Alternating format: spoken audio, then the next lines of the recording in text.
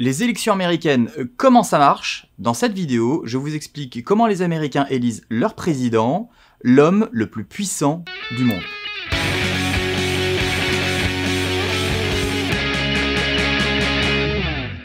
Warketo Warketeuse, bonjour, bienvenue sur cette chaîne où on parle de marketing, de business et d'entrepreneuriat. Je suis Olivier, entrepreneur à Los Angeles, et aujourd'hui, on va parler des élections présidentielles américaines qui arrivent tout pile poil dans 2 semaines. Alors vous allez me dire, les élections américaines, marketing, business, entrepreneuriat, très clairement, je vois pas le rapport. Et pourtant, si, il y a un énorme rapport. C'est important de connaître l'atmosphère politique quand on a un Français qui travaille à l'étranger, et tout particulièrement aux États-Unis, parce que, en plus de définir, on va dire, les taux d'intérêt, le type d'investissement qu'on peut faire, ça définit la politique d'immigration, et qui, pour un Français comme moi qui travaille aux États-Unis, est extrêmement importante. Pour preuve, j'ai fait une vidéo il y a quelques mois sur tous les visas de travail qui ont été suspendus jusqu'à la fin de l'année par Donald Trump, et donc du coup, la politique du président des États-Unis a un impact direct sur votre business, sur votre façon de travailler, et surtout sur comment faire fructifier votre investissement quand vous travaillez aux États-Unis. Ça va avoir un impact sur l'obtention des visas, visa E2, visa L1, visas divers et variés. J'ai fait aussi une vidéo sur les différents visas que je vais vous mettre en description.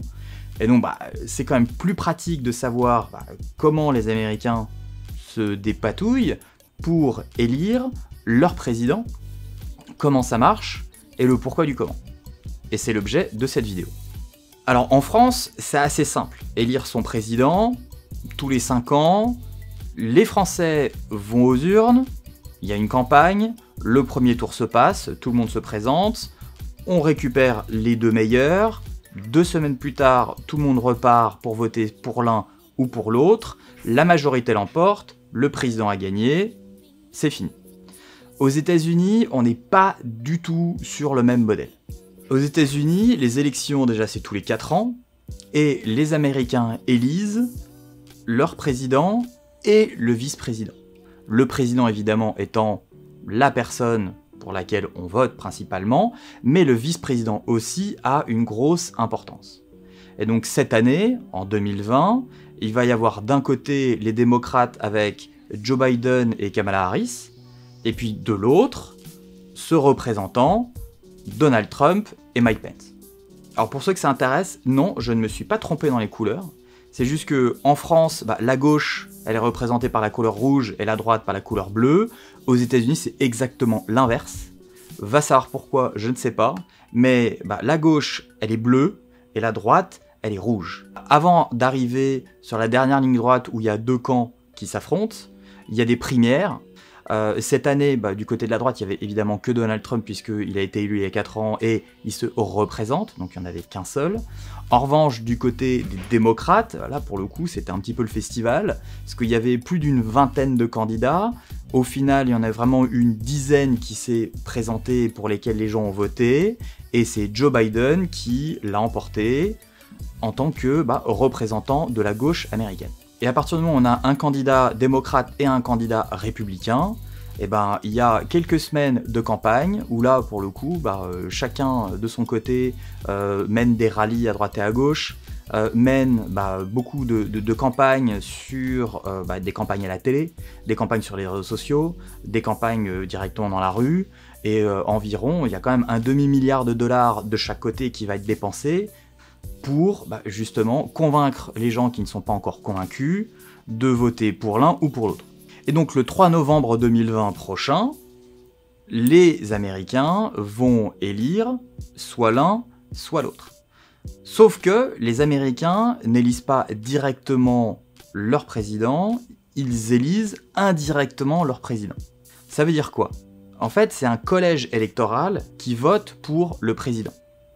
Et ce collège électoral, vous avez certainement entendu ce terme, on parle de grands électeurs. Des grands électeurs, il y en a 538 au total, dont 435 qui sont de représentants, 100 sénateurs, et 3 autres électeurs pour Washington DC. Et pour remporter les élections, l'un des 2 candidats doit gagner plus de 270 de ces votes des grands électeurs. Et donc, chaque État aux États-Unis a un nombre spécifique de grands électeurs. Et ces nombres de grands électeurs sont, à la base, définis par la population de cet État-là. Et cette population est définie tous les 10 ans par le recensement qui est effectué partout aux États-Unis. Et à la différence de la France, c'est que quand un État vote soit pour un candidat, soit pour l'autre, et qu'un candidat a par exemple 50,00001% des votes, l'intégralité des grands électeurs vont voter pour ce candidat. C'est pas du tout proportionnel, c'est tout ou rien. Et donc il y a certains États qu'il faut absolument remporter parce qu'ils ont beaucoup plus de grands électeurs. Par exemple, la Californie a 55 grands électeurs. Avec 40 millions de personnes qui habitent en Californie, et qui est l'État le plus peuplé aux États-Unis, ça paraît logique. En revanche, un État comme le Wyoming, qui a quasiment 600 000 personnes qui y habitent, bah là, pour le coup, ils ont que 3 grands électeurs. Techniquement, ça veut dire que c'est plus important de se focaliser sur les États où il y a plus de grands électeurs que les autres. Sauf que certains États sont historiquement à droite et certains sont à gauche. La Californie, c'est un État foncièrement démocrate. Le Texas, en revanche, a toujours été républicain. Donc, tous les 4 ans, les candidats aux élections présidentielles se focalisent sur ce qu'on appelle les swing states, qui sont en fait, historiquement, des États qui oscillent entre la droite et la gauche, la droite et la gauche. Et donc ils vont vraiment faire beaucoup campagne dans ces swing states en particulier pour essayer de les convaincre d'aller d'un côté ou de l'autre. Sachant qu'il y a une disparité dans le pouvoir des votes. Et cette disparité, elle est extrêmement importante parce que quand on y pense, vu que ce sont des grands électeurs qui votent à la place et au nom de la population de chaque État, on peut se dire que c'est quelque chose qui est équitable. Mais en fait, pas du tout. Prends pour exemple la Californie et par exemple le Wyoming. Même si le Wyoming a que 3 grands électeurs et la Californie en a 55, proportionnellement, quelqu'un qui va voter en Wyoming a un poids de vote 3,6 fois plus important que quelqu'un qui vote en Californie. Pourquoi ? Parce que proportionnellement, ces 3 grands électeurs représentent 600 000 personnes. Alors que les 55 grands électeurs en Californie représentent 40 millions. Ce qui, quelquefois, les gens aux États-Unis se disent moi, ça sert à rien que j'aille voter, parce que moi, en tant que Californien, mon vote vaut 3,6 fois moins que quelqu'un au Wyoming. Et ça, c'est le cas dans beaucoup d'États. Quelquefois, ça varie du simple au double, et donc ça veut dire que le vote de quelqu'un par rapport au vote de quelqu'un d'autre, n'a pas la même valeur.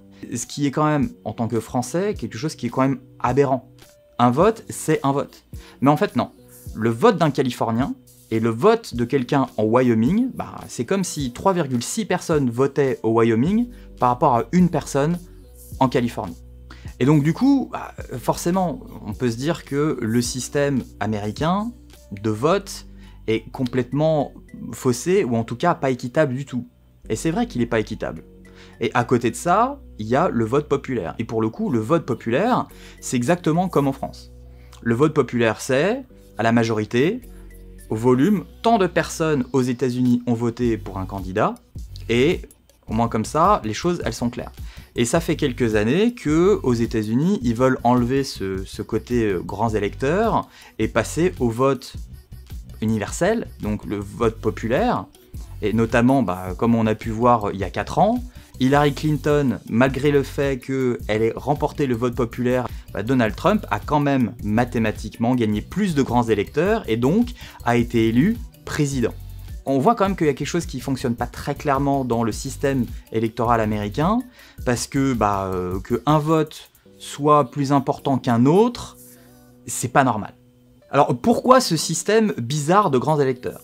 Ce système de grands électeurs, il date de ce qu'on appelle les Founding Fathers, donc en gros ceux qui ont construit les États-Unis et que eux, à l'époque, considéraient, et là pour le coup c'est quand même assez ironique, un Américain moyen n'était pas assez instruit et n'avait pas assez d'informations pour pouvoir faire un choix logique et voter pour un président. Et donc les grands électeurs, eux, étaient là pour représenter ces personnes, et quitte à rectifier le tir et voter dans une autre direction que le vote populaire. Et d'ailleurs encore aujourd'hui, les grands électeurs, s'ils veulent ne pas suivre le vote populaire d'un État, ils font ce qu'ils veulent. Historiquement, c'est déjà arrivé que certains grands électeurs votent différemment que le vote public, mais ça n'a jamais eu aucun impact sur le résultat des élections. Peut-être un jour, on ne sait pas. Mais en tout cas, c'est vrai que ce système est quand même assez étrange, et aujourd'hui, avec les systèmes d'information qu'on a, et bon, avec Facebook, avec Twitter, avec YouTube, avec la télé, avec les téléphones mobiles, avec le surplus d'informations qu'on a aujourd'hui, les gens sont censés avoir assez d'accès à l'information pour pouvoir se faire une idée eux-mêmes et de savoir pour qui ils veulent voter. Donc le système de grands électeurs, il est complètement dépassé, et beaucoup sont d'accord pour dire qu'il est dépassé, mais beaucoup disent que forcément, vu que c'est plutôt dans leur avantage, ils ne veulent pas s'en débarrasser et le conserver encore et toujours. Est-ce qu'un jour on va arriver à, comme en France, le suffrage universel, celui qui a le plus de votes le remporte? Peut-être. En tout cas, pour l'instant, c'est pas gagné. Mais il n'empêche que d'ici le 3 novembre de cette année, un nouveau président va être élu ou un président va être reconduit pour 4 ans.